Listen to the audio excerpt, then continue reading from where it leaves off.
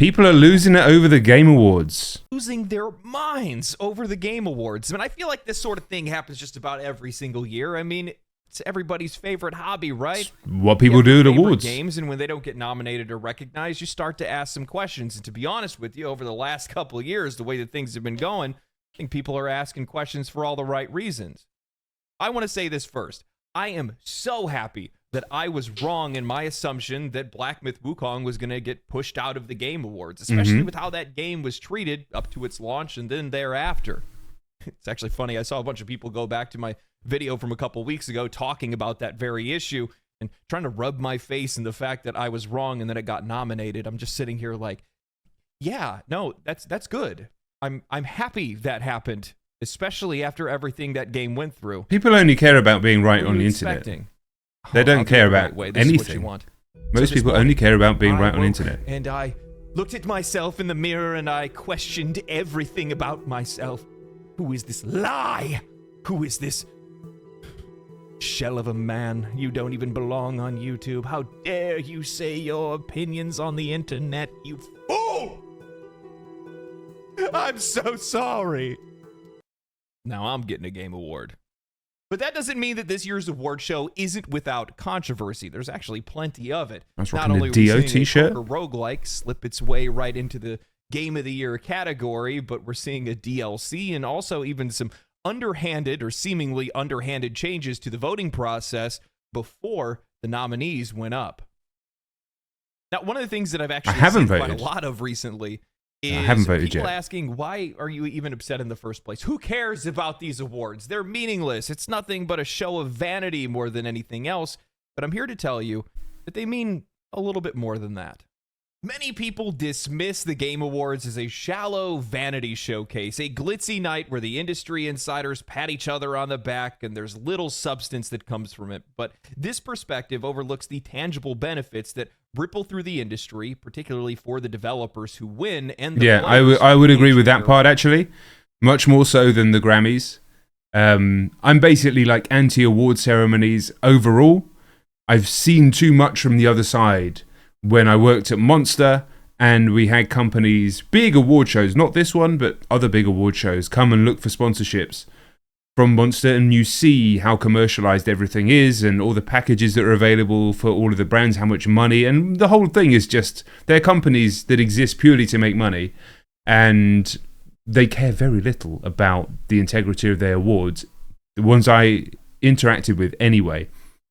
And, you know, there's been that stink about almost every award ceremony, and the Game Awards is no different. That being said, I don't disagree that, especially for the smaller games, not necessarily the Game of the Year, although I'm sure it has an impact on that, but for the smaller games, even nominations for a game like Balatro, which has done fantastically well anyway, but even nominations in the indie categories, I'm sure will help push sales, especially when they combine it with Black Friday. And then obviously whatever wins in those categories, I'm sure it does significant stuff for them.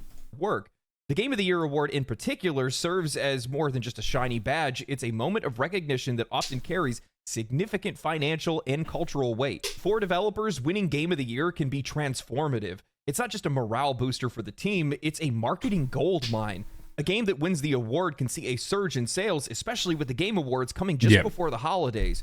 And that's the same, and to be fair, that is the same definitely for film. So special. It's the kind of exposure that everyone goes and sees the Best Picture movie, right? Buy, because it means that your game is genuinely... Baldur's Gate 3 is a game that I played the first chapter of. I actually played it, this is going to sound crazy, on my Asus ROG Ally when I was away on vacation the year it came out. Definitely not the best way to play the game.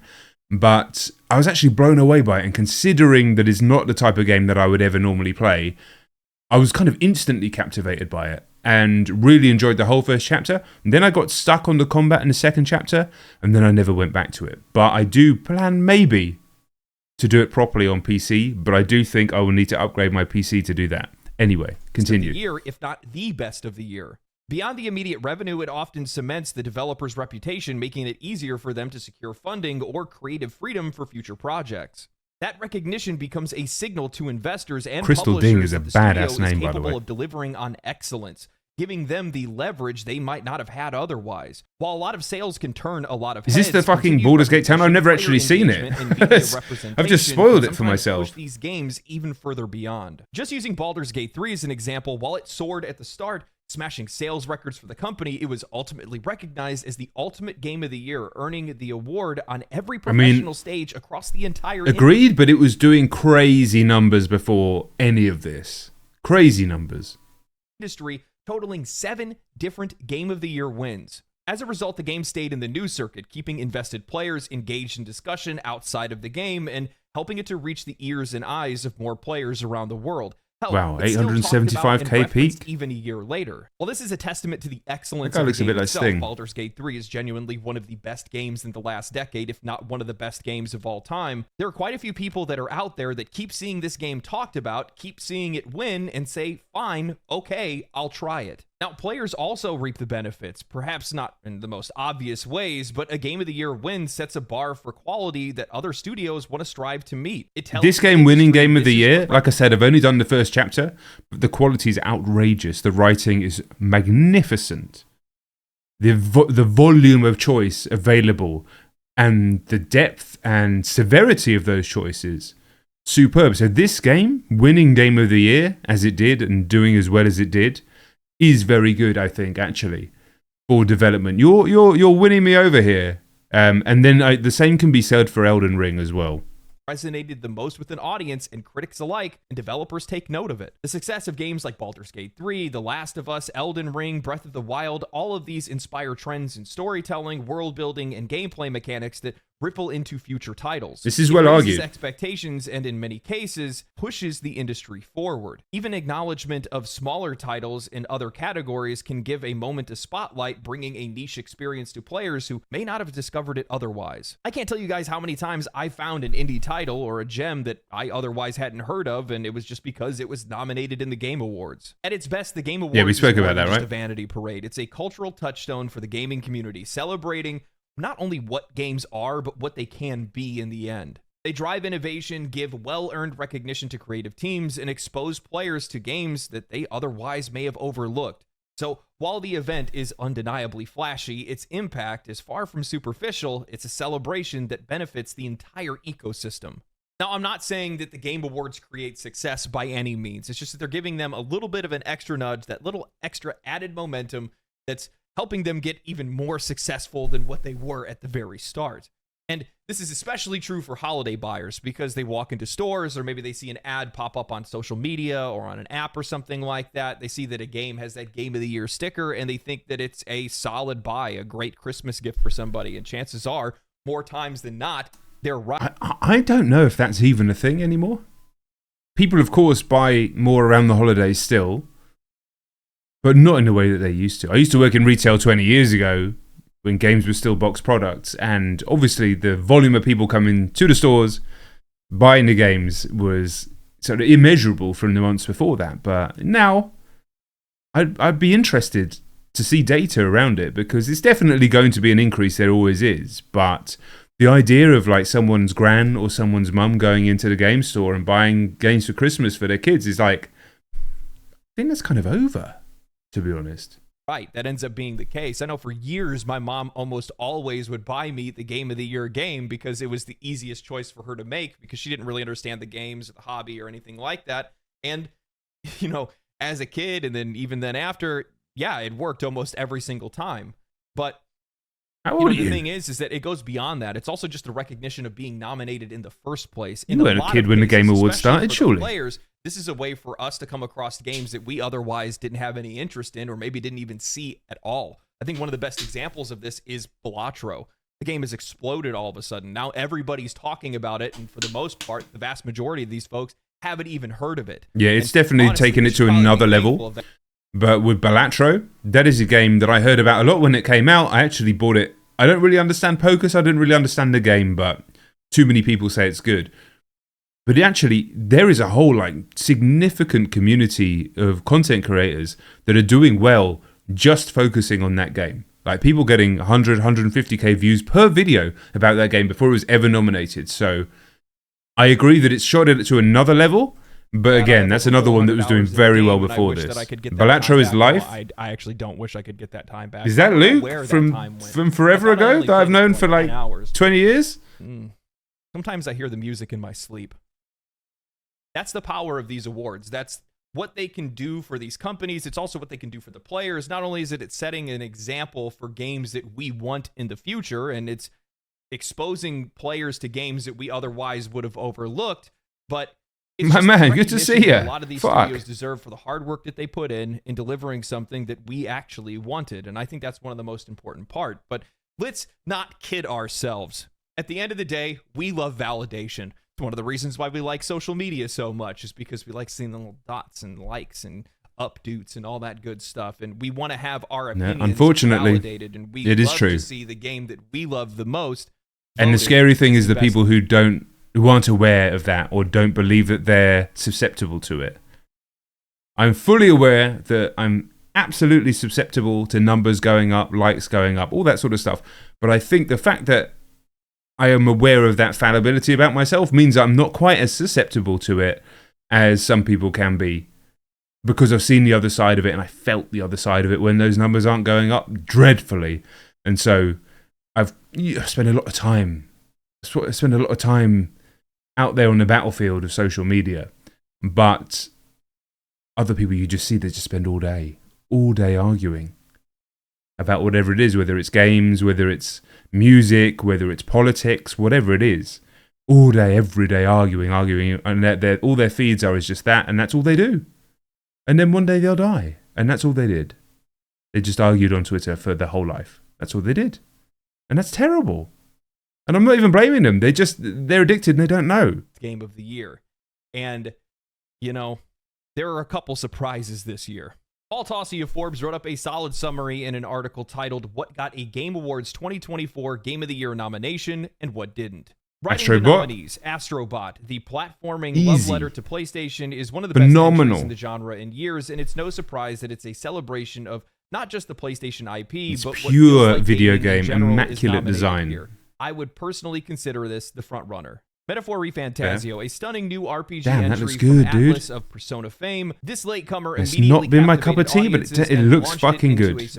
And people say, which has been realized people say it's incredible. Here. It could definitely win. Final Fantasy VII Rebirth. This was effectively a sure thing in terms of landing a nomination, beloved by critics and most fans. A win, less guaranteed, but it feels like I never got through the or 3 for sure. The remake, the first chapter. It has both a whole lot of fans and set explosive sales records. Wukong. The more I play, the better it gets. End of chapter 2 now. Competitive year in the game reviewed very, very good. Chapter 1, I was like, I'm not sure about this. There's not very many moves or combos or anything, but here it is on the list, selected by a jury. The more I play, like a combination of a platinum style action game and a little bit of Souls in there, and then just a weird pacing. On this list, the brilliant card game. Dude, the art stuff, everything about Balatro, apart from me understanding how the fuck it was good when I played it, which is on me, not the game. I love everything about it. It's just pure taste. The style, the fonts, everything is all tied in so beautifully. It's really, really striking.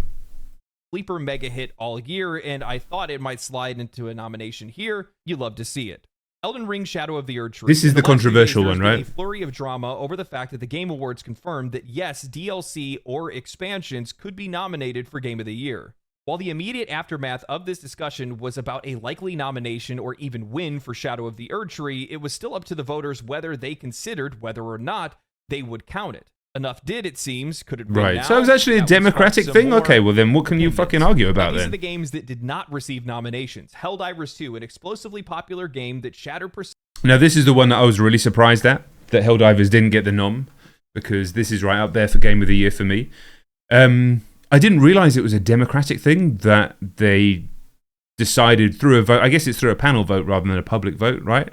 That the DLC was going to be accepted this year. Wasn't the Cyberpunk DLC nominated last year? I don't think it was nominated for Game of the Year. It may have been nominated for Best Expansion or something along those lines. I think that's the big controversy this year. And people are saying, well, they should go back and rewind time and give it to that last year. If it was democratic, that makes it a little more palatable. I definitely understand both sides of the argument. The thing is with Shadow of the Erdtree, and to be fair, I haven't played Phantom Liberty on Cyberpunk, but both are expansions that I played Shadow of the Erdtree, and it feels like it's massive. It feels like a whole game. DLC otherwise, I don't think Erdtree deserves it. Great world, almost uniformly dreadful bosses. I mean, this is kind of where I'm at, Luke, to be honest. Like, Elden Ring just so unbelievably superb. From world building to exploration to the bosses. And I just couldn't get into Shadow of the Erdtree in the same way. There was a huge gap for me in the scale of difficulty in just walking around the world and interacting in the dungeons. And the bosses. They were so much harder than the rest of the game in a way that I just couldn't really manage in a comfortable way. So, yeah, I've actually put it down. I will go back to it and finish it. FromSoft games just take me ages. I just put them down. I'll come back to them in like 6 months. It's just the way I am. But I don't think it deserves the nom because it just didn't connect with me in the same way. So I'm kind of like that. And I'd go held. I know there was a lot of drama ups and downs since its release, around the tech stuff, around the PC stuff here. I played it on PlayStation, so I kind of missed all that. Failed to get a nomination. But man, what a game! This may be the biggest snub if we're playing that game. Silent Hill 2. This one was bound to be controversial as a remake, but Silent Hill 2 from what I played, it wouldn't go into Game of the Year for me because it's an amazing remake. It did not, however, land an actual Game of the Year nomination itself, which was a bit of a surprise. It feels very early 2000s in the way that it's structured. Games journalists would rally behind this game to get it nominated, but despite its solid enough reviews and many Dragon Age fans enjoying it, it's not exactly a product similar in the full-on glory days of BioWare, and as such, it did not land a nomination. Legend of Zelda also got a lot of media reviews. Certainly a departure from the traditional Zelda game. I haven't played this, surprise that it didn't. I thought my kid would want to get it for Christmas, but he doesn't. He loves the other one that looks like this. Link's Nintendo missing out on Awakening? a best game contender during a given year. Tekken 8. A 90 Metacritic score might normally guarantee a placement on the list in most years, but Tekken suffers from being in the relatively niche fighting game genre. Too niche these where days, it fighting will games, unfortunately. be overlooked by most voters. It's likely a favorite for best fighting game of the year, obviously. Yeah, I actually bought this at the beginning of the year, and it is these games stand out magnificent.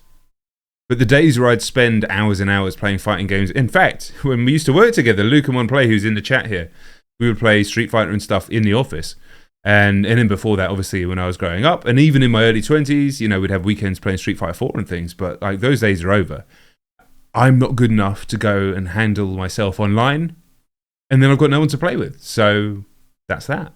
Amongst the rest, and they've caused quite a bit of criticism. Helldivers 2 not being in the running, Silent Hill 2, while a remake, was still received incredibly well. Balatro is an indie hit that many haven't heard of, but it still made the list, and Dragon Age: The Veilguard, for all of the praise I think everybody who's in gaming just being in the has heard of Balatro. Accessibility category next to Diablo 4, which, let's be real, that's more or less them just thanking them for coming. I'm genuinely shocked that Pal World wasn't mentioned anywhere, and well, then again, the media really torched that game on release. Pal World, but the biggest sore thumb is Elden Ring: Shadow of the Erdtree, a DLC. This has to be the first time ever that we've ever seen a DLC creep into the category of Game of the Year, and people have been talking about it. While most people seem to generally agree that a DLC shouldn't be in the running for Game of the Year and are upset that it likely will push out whatever their favorite game is, there are some in game development and games media that have begun to push back. As an example, Greg Miller of Kinda Funny Games tweeted out saying DLC should be eligible for Game of the Year. It's a game people played this year. I'm sitting here because I haven't decided my opinion yet on this subject. My initial thoughts, same as Greg's. However, I'm loose on it at the moment. I'm willing to have my opinion swayed by a good argument. That's always how I am. If somebody is capable of arguing very, very well and being convincing, I will listen and maybe swayed. That's just how I am. People who just sit in their trench and they're just entrenched in their opinions and they never ever open their ears I can't argue or converse with those people. So, right now, I'm not 100% sold. Elden Ring made me feel a way, and it made me feel a way for over 100 hours. And the amount of games that have made me feel a similar way to that, I can count them in one hand, basically, over all of the years that I've been playing games, since games basically were invented. And Shadow of the Erdtree, I was expecting to feel more of it, and I just didn't. It's that good, it should be honored.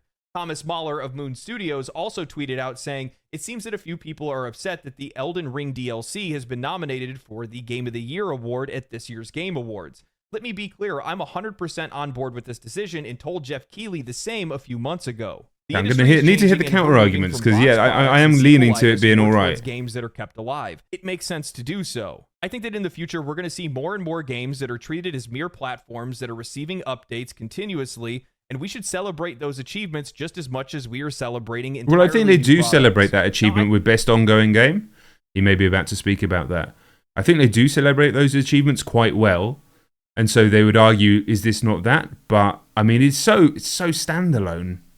Shadow of the Erdtree. Also, it's crazy because I had to recomplete the game on New Game Plus just to unlock it. I'm sure I'm not the only one. I could go through a ton of other examples. A lot of the conversation is revolving around the exact same thing, but I just want to say that the quality and vastness of the content is not in contention. Shadow of the Erdtree was exactly what fans wanted and more. It's one of the biggest highlights this year. It was one of the things I was looking forward to playing most this year. With that said, Yes. It doesn't matter if Shadow of the Erdtree was 4 times the size of Elden Ring. It's a DLC, not a game.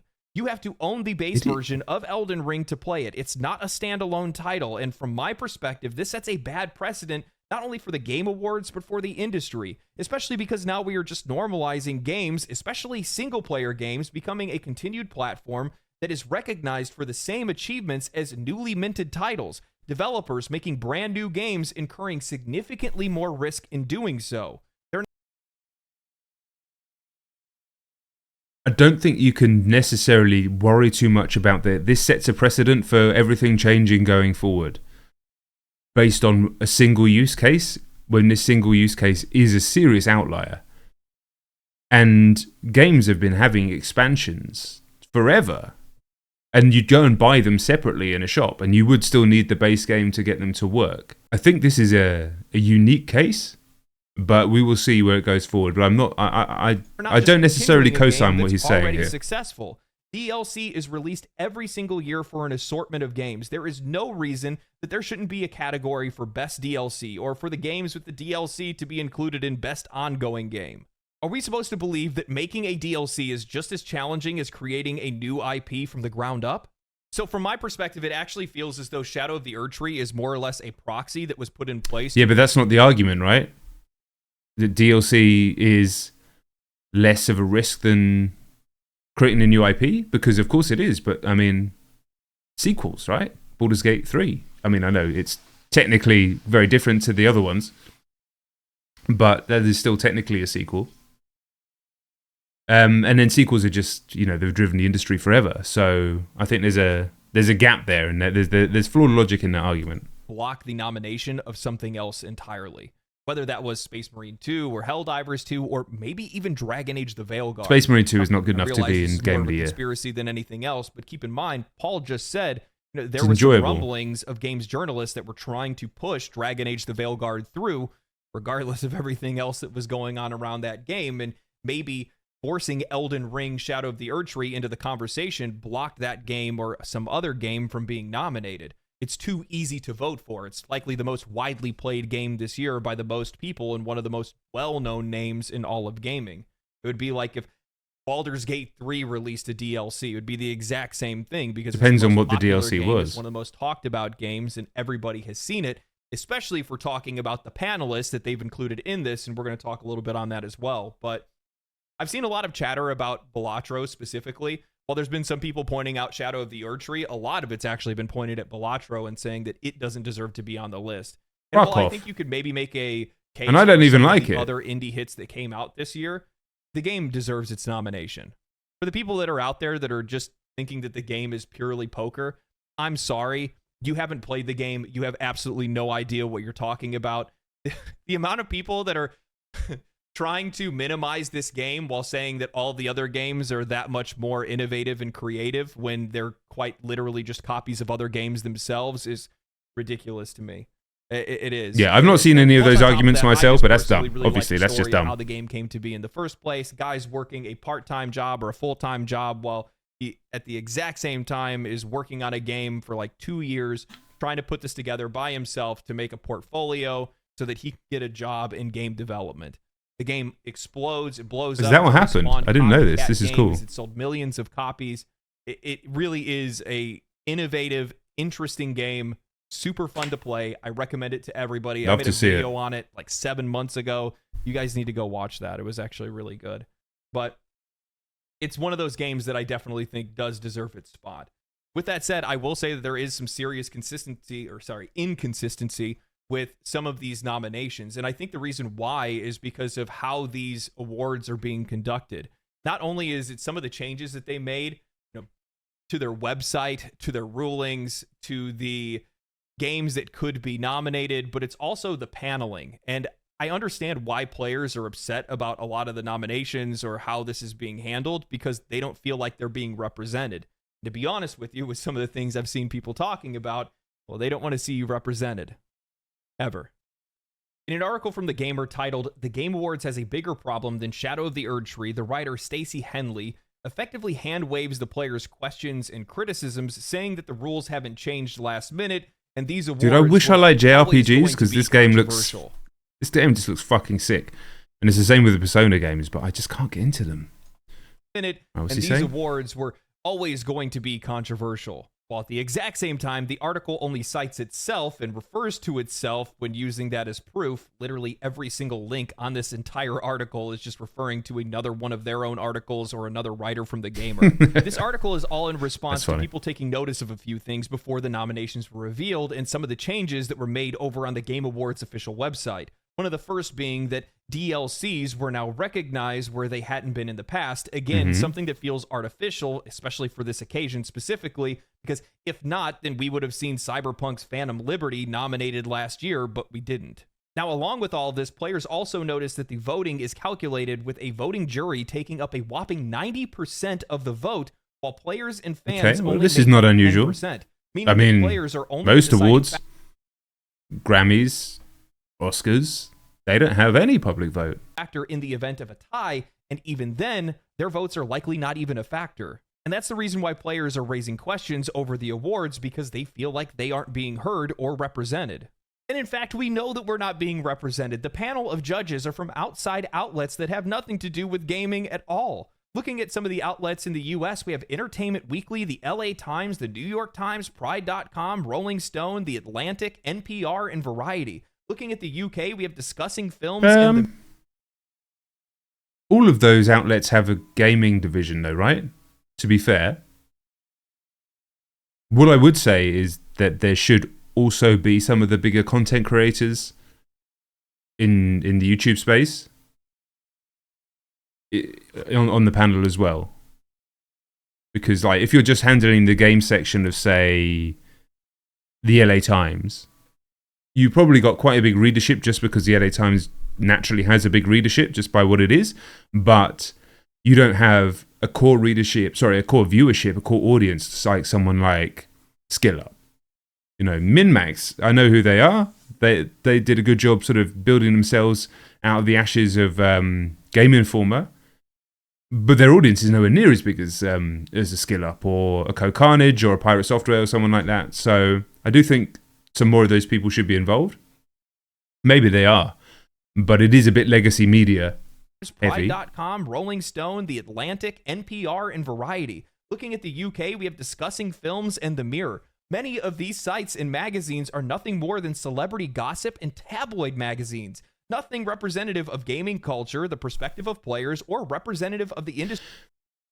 The thing is, the people that write for those publications, I don't know who they are specifically at the moment, but the people who write for those publications, and I can talk from experience for the UK ones, are typically games journalists that have gone freelance, that perhaps worked at one of the outlets, whether it's an IGN or wherever before, and then they managed to pick up the gig doing that column or that monthly piece or looking after that section for that otherwise much bigger, broader outlet.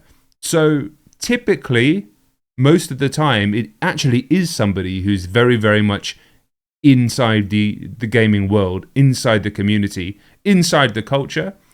Now, like I said, I don't know who are working on those things specifically right now, but I think it's really important to actually illustrate that rather than the idea that they're just giving panel spots to like fucking rando journalists who don't play games.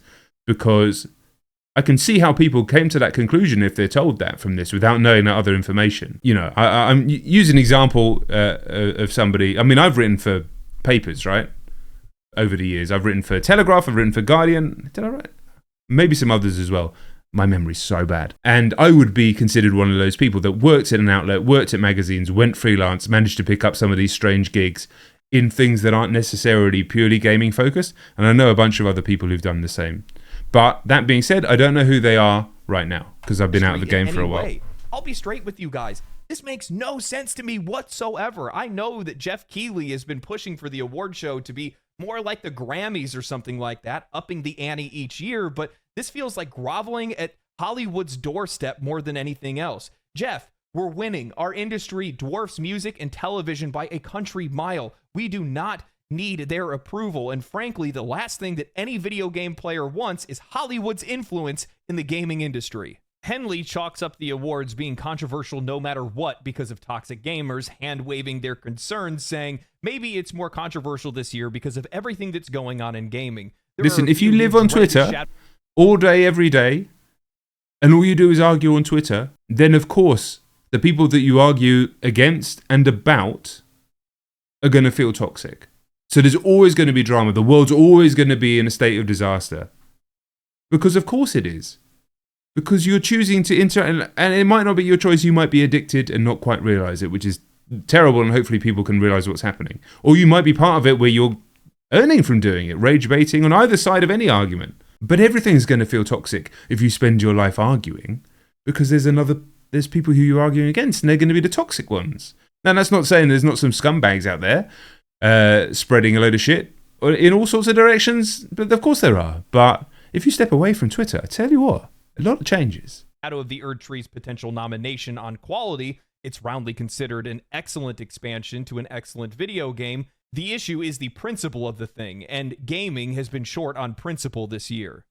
A groundswell of toxicity has risen unchecked this year in gaming. It has an outsized influence in the YouTube algorithm and on X, the everything app. Where's your proof, dude? Elon Musk's increasingly erratic views. Okay. But it is still disheartening to see gaming companies shove their fingers in their ears, though it's impressive that they managed to do this while their heads are buried in the sand at the same time. I don't expect Keighley to address this on the show, and I don't think he could say anything to help, but his stay out of everything attitude will not wash this time. Dude, honestly, this is why I got fucking out of games journalism. This shit.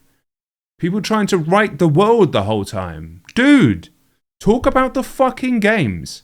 Now, that's not to say there cannot be some mentions sometimes if there is a lot of shit going on or something bad happens, of course. But people just only talk about that now. And they just perpetuate it forever. And it's absolutely fucking knackering. I couldn't be bothered with any of it. That's why I got the hell out of there. And to be honest, I got the hell out of there and I missed games so much. Covering them, talking about them, discussing them in the way that I believe they should be discussed. But we have to change the world and it has to be like this. It's just fucking...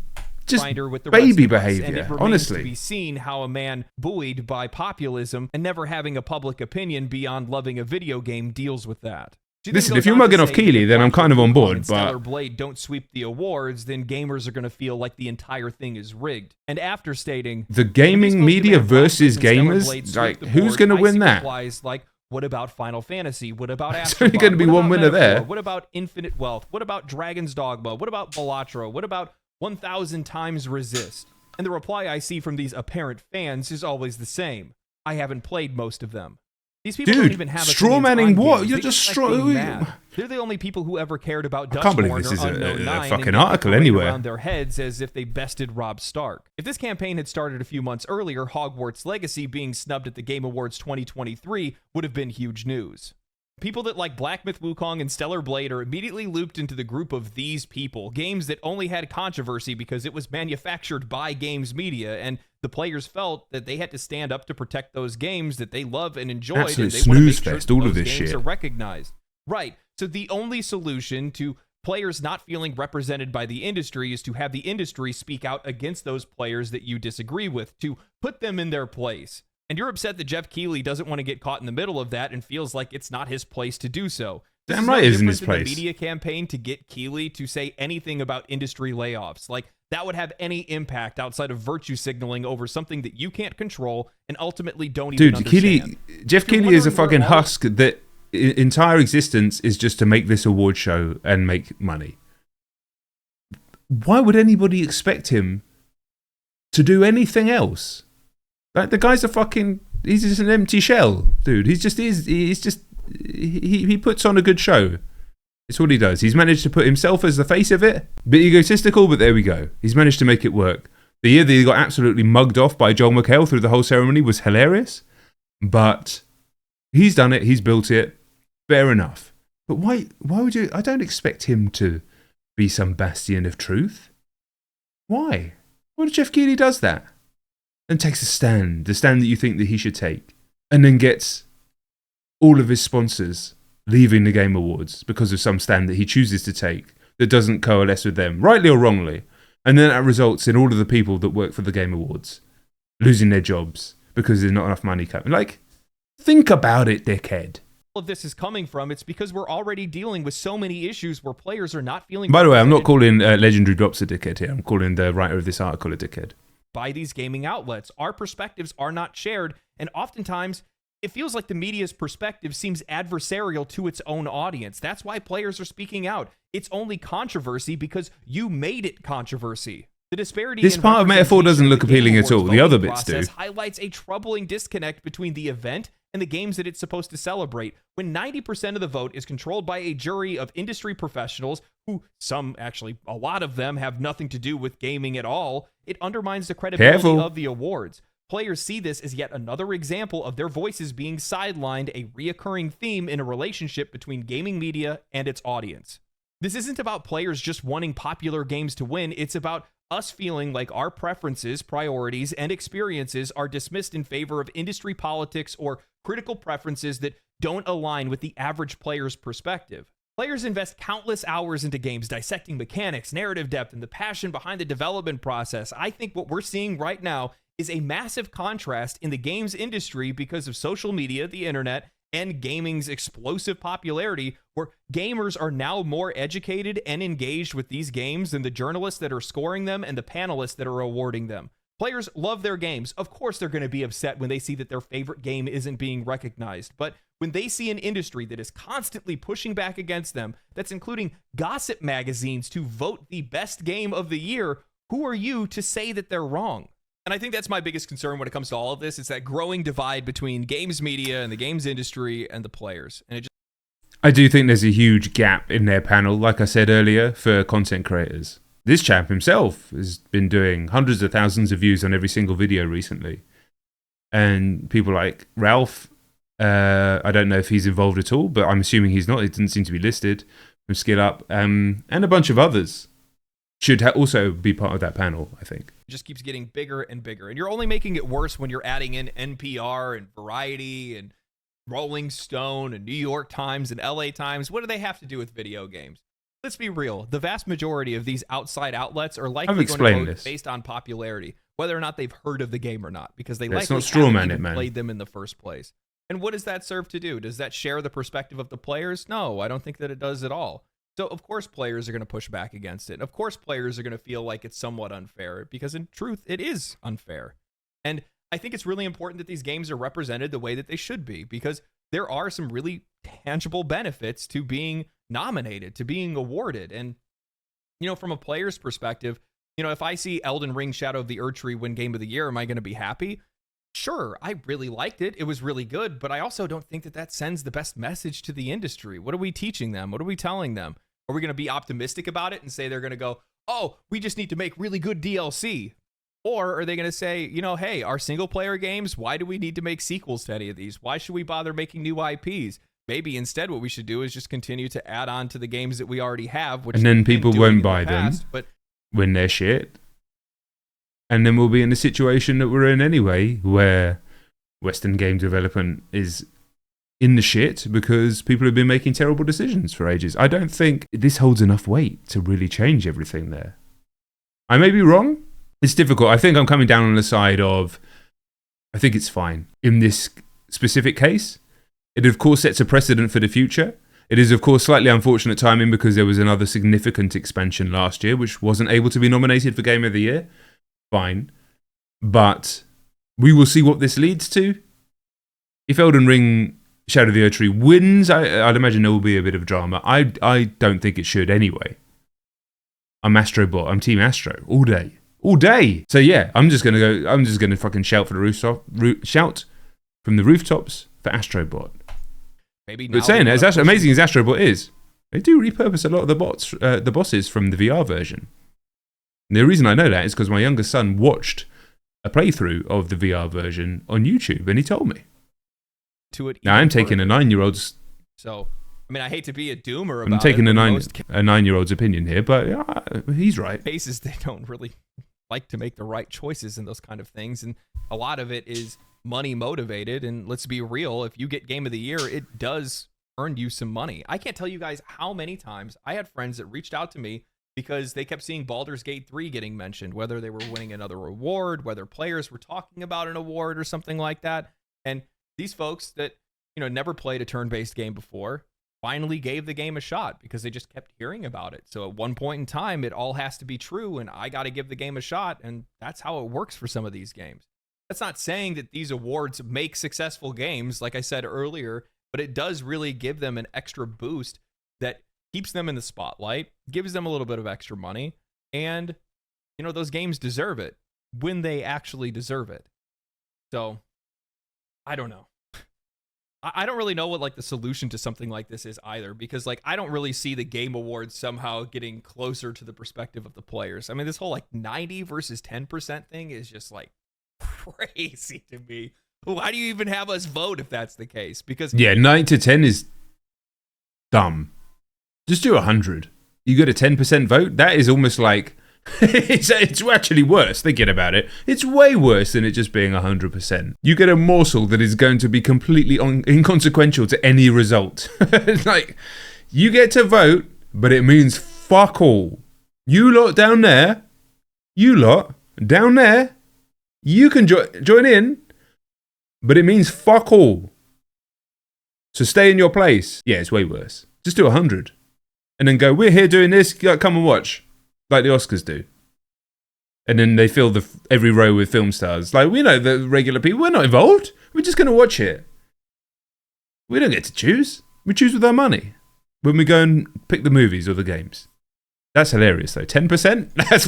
That's dumb, 10, dude. Our vote doesn't matter. Right? Well, I guess it's probably not really exactly how the math works, but I would guess that the vast majority of times our votes don't even really count. I would almost bet that they probably don't even check it to begin with. Why would you? And they're not even necessary at that point. No, they definitely do. Yeah. I don't know. Anyway, tell me what you guys think. One of the other things I'll bring this up to before I finish. Looking at some of the awards and some of the different nominations, things don't really make a lot of sense.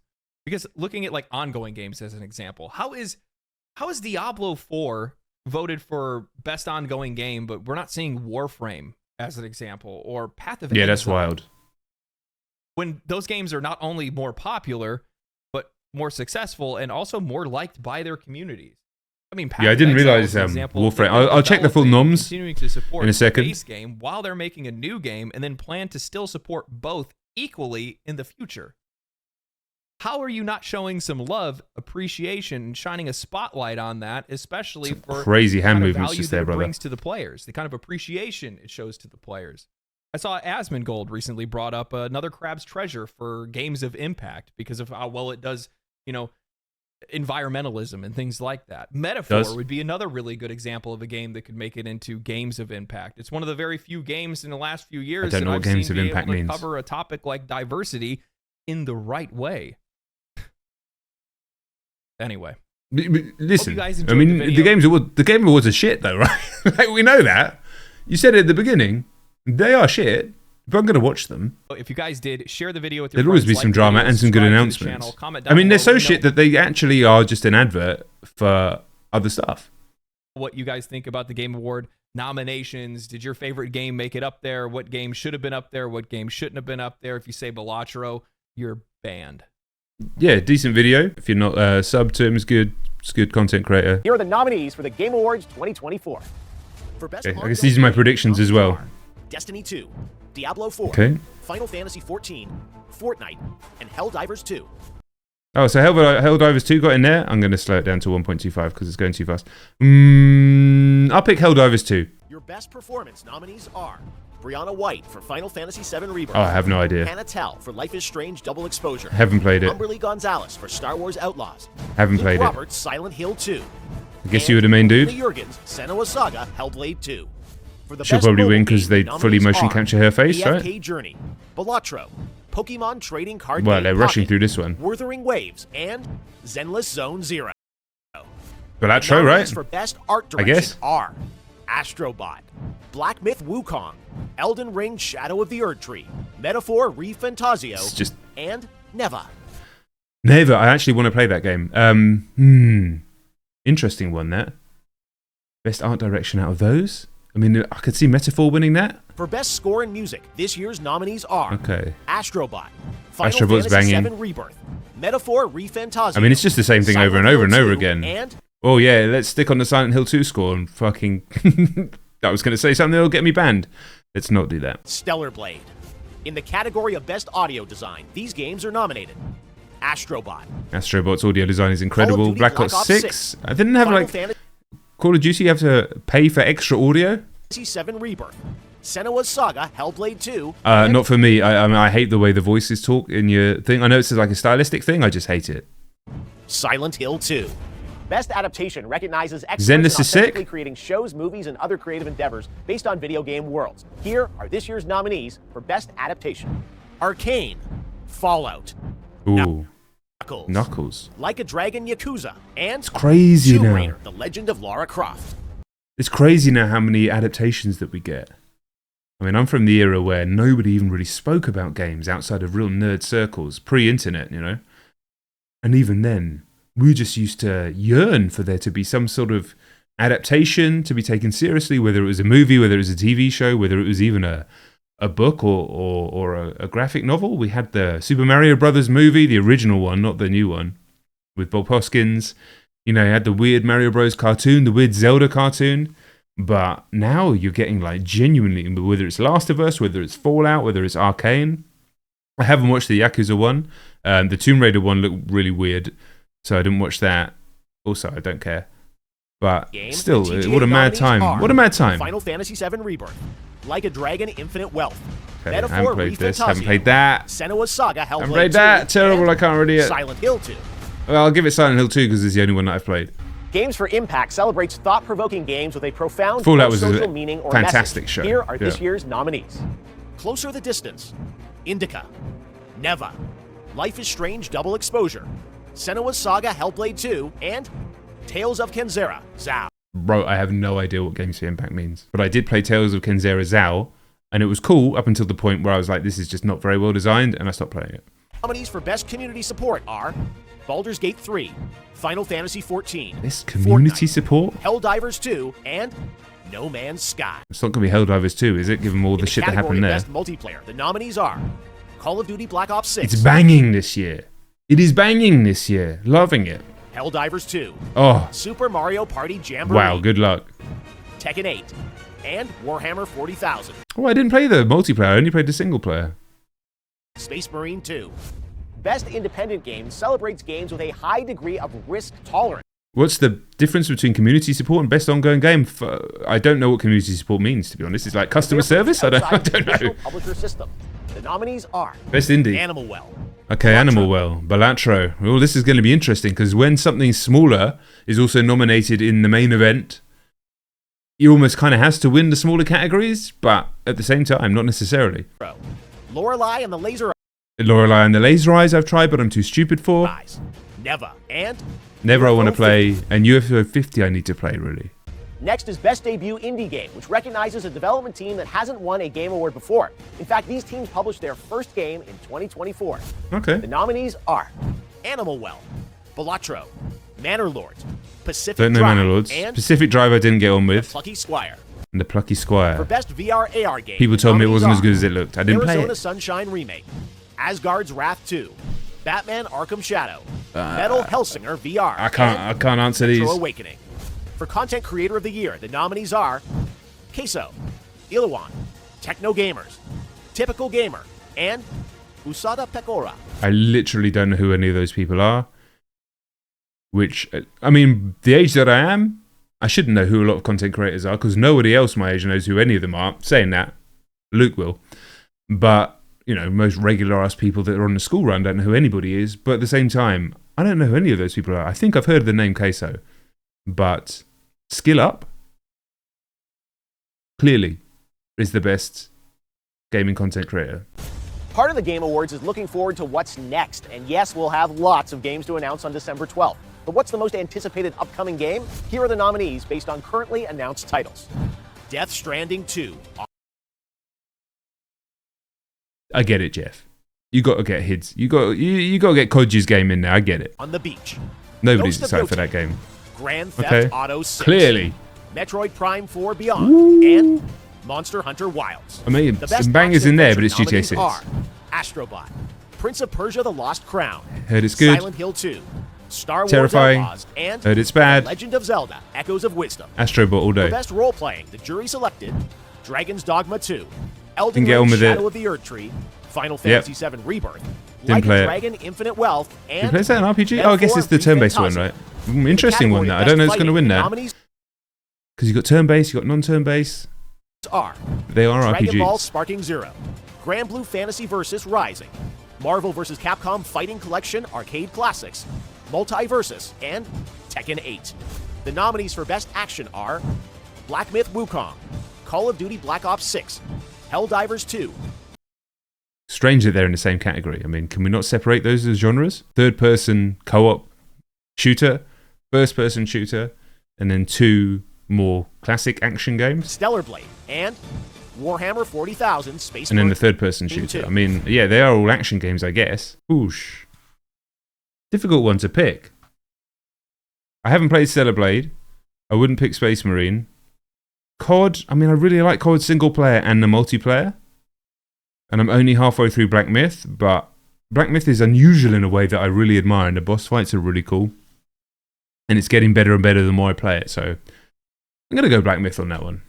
Innovation in Accessibility celebrates games that are making our industry available and enjoyable to more people. Selected by a special committee of accessibility experts, the nominees for Innovation in Accessibility are Call of Duty Black Ops 6, Diablo 4, Dragon Age The Veilguard, Prince of Persia: The Lost Crown, and Star Wars Outlaws. Cool, man. I don't Next know. up, I don't Best know, to be Family fair, on Game. that one. The nominees are Astrobot, Princess Peach Showtime, Super My kids Mario didn't want Party that. Jamboree, It looked good. The Legend of Zelda: Echoes of Wisdom, and The Plucky Squire.